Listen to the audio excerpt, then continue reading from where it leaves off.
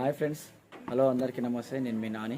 రేపు తెలంగాణ రాష్ట్రంలోనే జరగబోయే పార్లమెంటు ఎన్నికల్లో ఓటర్ మహాశైలారా ఒకసారి గమనించుకోండి. గతంలో చేసిన తప్పు మరలా చేయకండి. మాయమాటలు, వారి మాటలు విని మోసపోకండి.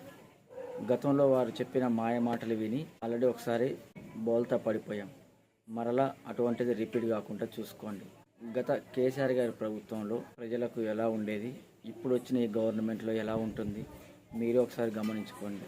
రైతులకు పంటకు నీరు లేక చాలామంది రైతులు ఆత్మహత్య చేసుకోవడం, రైతులు పండించిన పంటని కొనే దిక్కు లేకపోవడం, ఎన్నో మాటలు చెప్పారు.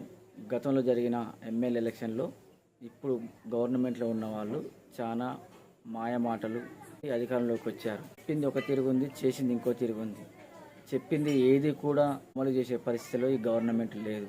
మరొకసారి మీరు ఆత్మవిమర్శన చేసుకోండి. తెలంగాణ రాష్ట్రానికి, తెలంగాణ ప్రజలకు ఎవరైతే మంచి చేస్తారు అనేది ఒకసారి మీరే ఆలోచించుకోండి.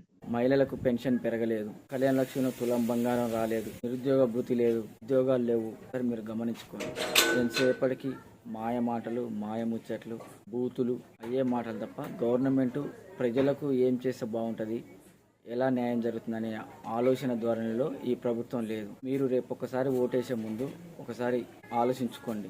గతంలో ఎలా ఉండే, ఇప్పుడు ఎలా ఉంది, తెలంగాణ రాష్ట్ర ప్రజలు ఎంత ఇబ్బంది పడుతున్నారు అనేది ఒకసారి మీరు ఆలోచన చేసుకోవాలి. తెలంగాణ ప్రజలకి మంచి చేసే వైపు మన ఓటు ఉండాలి. మాయముచ్చలు చెప్పి మోసం చేసే సైడు ఓటు ఉండకూడదు. ఓటు హక్కు అనేది మన ఆయుధం. మన ఆయుధంతో ఈ ఇప్పుడున్న ప్రభుత్వానికి చెంపలగొట్టినట్లు లెక్క ఉండాలి. దయచేసి ఒకసారి గమనించుకోండి. గవర్నమెంట్ ఏం చేసే పరిస్థితులు లేదు, వాళ్ళకు అవగాహన లేదు. ఇప్పుడున్న ముఖ్యమంత్రి గారు గతంలో ఒక మినిస్ట్రీ చేసింది లేదు, అవగాహన లేదు.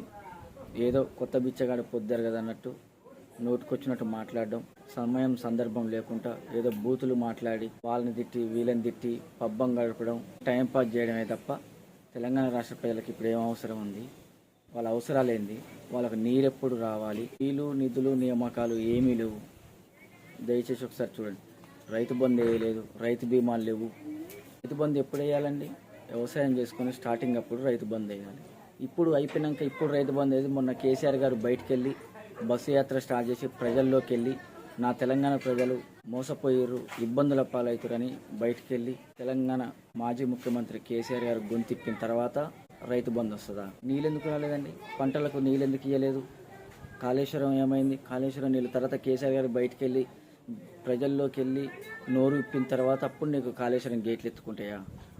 ఏం అంతకుముందు నీళ్ళెందుకు ఇవ్వలేదు పంటకి? ఖబర్దార్ గవర్నమెంట్, మీరు తెలంగాణ ప్రజలకి ఓటర్లకు చేసేది ఏం లేదు. ఈ ముచ్చట్లు చెప్పి ఢిల్లీకి గులాంగీర్ అయ్యి ప్రభుత్వం నడుపుతారు తప్ప తెలంగాణ రాష్ట్ర ప్రజలకు చేసేది ఏం లేదు.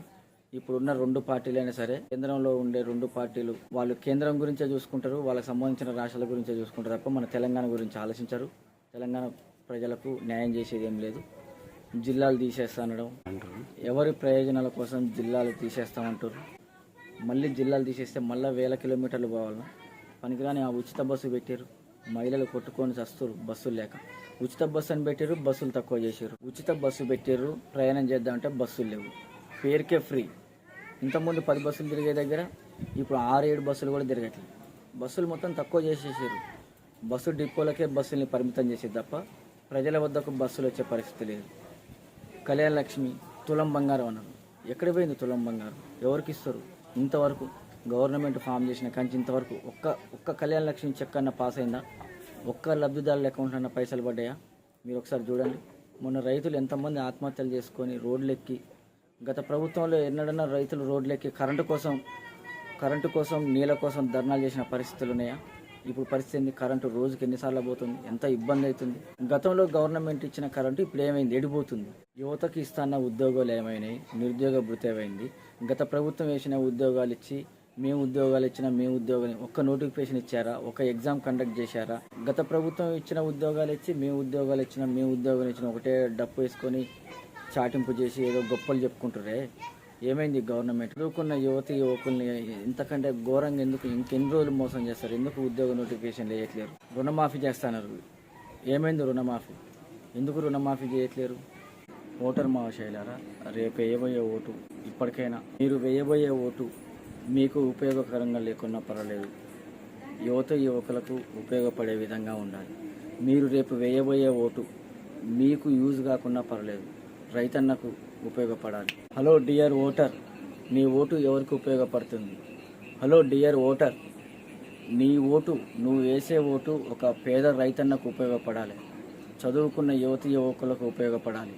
హలో డియర్ ఓటర్, నీ ఓటు ఎవరి కోసం వేస్తున్నావు? నీ ఓటు ఎవరికి ఉపయోగపడుతుంది? నలుగురికి మంచి జరిగే సైడ్ నీ ఓటు ఉండాలి, కానీ మోసం చేసి మాయమాటలు చెప్పే సైడ్ నీ ఓటు ఉండకూడదు. దయచేసి మీరందరూ ఒకటే గమనించుకోవాలి. రేపు మీరు వేయబోయే ఓటు భావితరాలకి, రేపటి పౌరులకు, వాళ్ళకు బంగారు భవిష్యత్తు, బంగారు బాటలు వేసే విధంగా ఉండాలి, కానీ నిరుపయోగంగా ఉండొద్దు. ఏదో ఎలక్షన్ వచ్చింది ఓటు వేయించుకున్నాం అని చెప్పి పోయే నాయకులకు ఓటు వేయకండి. దయచేసి ఎప్పుడైనా ప్రజా సమస్యలపై మాట్లాడే వ్యక్తులకి మీరు ఓటేసి ఆశీర్వదించండి. Thank you. మీకు కనుక ఈ వీడియో నచ్చినట్టయితే లైక్ చేయండి, షేర్ చేయండి, సబ్స్క్రైబ్ చేయండి.